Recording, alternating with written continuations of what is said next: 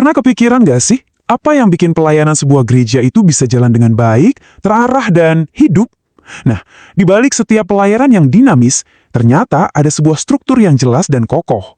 Kali ini, kita akan coba bedah struktur itu di dalam Gereja Batak Karo Protestan atau GBKP. Oke, yang kita lihat di layar ini adalah sampul dari buku Tata Kerja GBKP. Anggap aja ini semacam blueprint atau kerangka dasarnya. Dokumen-dokumen kayak ginilah yang memastikan setiap bagian dari gereja itu bergerak selaras buat mencapai misi bersama.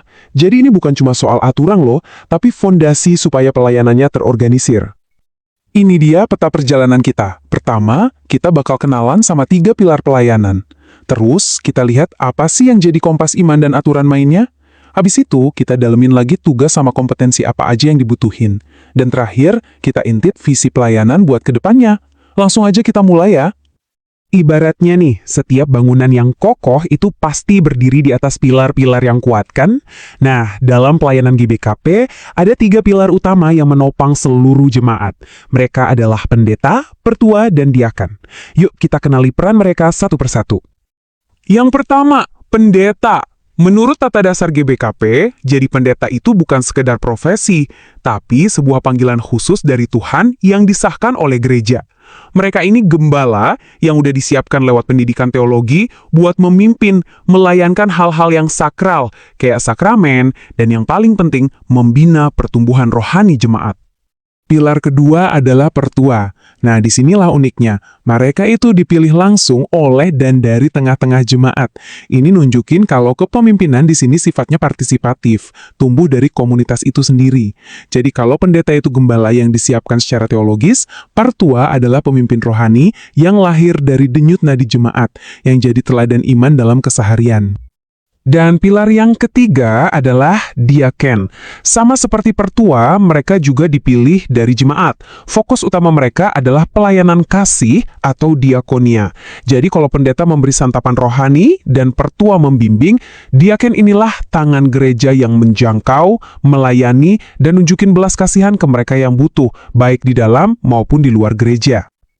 Oke, kalau pendeta, pertua, dan diaken itu pilar-pilarnya, terus apa dong yang jadi fondasi dan blueprint yang memandu mereka? Sebuah struktur kan butuh arahan yang jelas.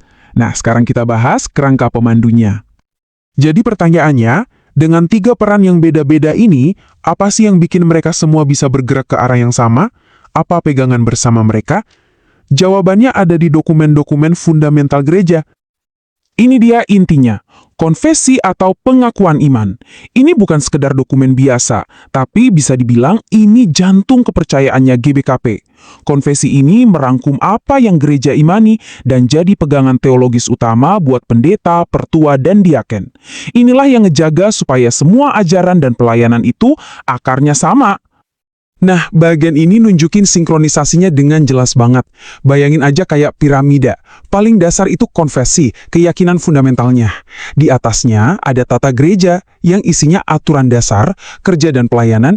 Ini semacam aturan main buat ngejalanin keyakinan itu sehari-hari. Dan di puncaknya ada roadmap GBP yang ngasih visi dan arah strategis ke depan. Semuanya saling nyambung, nggak bisa dipisahin. Kita udah tahu siapa aja pilar-pilarnya dan apa panduannya. Sekarang, yuk kita bedah lebih dalam lagi, apa sih sebenarnya yang mereka kerjakan, dan kompetensi apa yang harus mereka punya, apalagi buat jawab tantangan zaman sekarang. Tabel ini ngerangkumnya dengan sangat simpel dan jelas. Pendeta fokusnya ke firman, pertua ke kepemimpinan, diaken ke pelayanan. Tapi coba deh lihat sinerginya.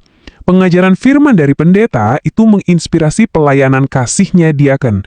Terus kepemimpinan pertua memastikan semua pelayanan itu berjalan terorganisir. Jadi mereka bukan 3 jalur yang jalan sendiri-sendiri, tapi 3 untai tali yang dijalin jadi satu kekuatan pelayanan yang utuh. Tentu aja ada syarat-syarat formal yang harus dipenuhi. Ini semacam standar dasar yang ada di tata pelayanan, mulai dari harus menghidupi iman, punya karakter teladan, ada batas usia minimal, sampai latar belakang pendidikan teologi yang khusus buat pendeta. Ini kayak saringan awal gitu, buat memastikan kualitas para pelayan. Nah, ini bagian yang menarik banget. Roadmap 2045 itu ngelihat jauh ke depan. Syarat formal aja ternyata nggak cukup. Pelayan di masa depan itu dituntut buat melek teknologi, bisa memimpin secara kolaboratif, dan jadi agen perubahan sosial. Perannya bukan lagi sekedar struktural, tapi jadi motor penggerak inovasi biar gereja tetap relevan di tengah masyarakat. Keren ya? Oke, mari kita lanjutkan dan lihat gimana semua peran, aturan, dan kompetensi ini nyambung ke visi jangka panjang gereja. Sebenarnya semuanya ini mau diarahkan kemana sih? Salah satu fokus terdekat itu tema tahun 2026, memperdalam relasi dengan Allah. Artinya, tugas utama pendeta, pertua, dan diaken itu adalah memfasilitasi jemaat biar bisa tumbuh dalam hubungan mereka dengan Tuhan, baik secara pribadi maupun bareng-bareng. Buat pendeta, artinya khotbah dan pengajaran yang makin relevan. Buat pertua, artinya menciptakan persekutuan yang hangat. Dan buat diaken, artinya nunjukin kasih Tuhan lewat aksi nyata. Kutipan dari roadmap ini nangkep esensi peran seorang pelayan dengan indah banget ya.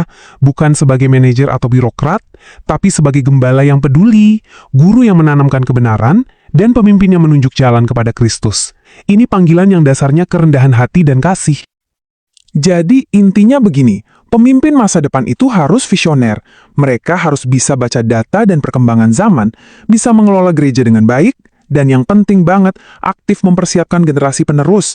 Mereka harus bisa ngomongin iman dalam konteks isu-isu modern kayak AI, krisis ekologi, dan pluralisme. Relevansi itu kuncinya.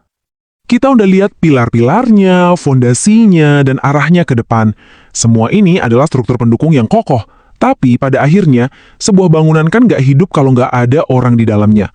Pertanyaan terakhir buat kita renungkan bareng-bareng, gimana caranya kita sebagai anggota jemaat bisa ikut berpartisipasi dan jadi bagian yang benar-benar menghidupkan seluruh struktur pelayanan ini?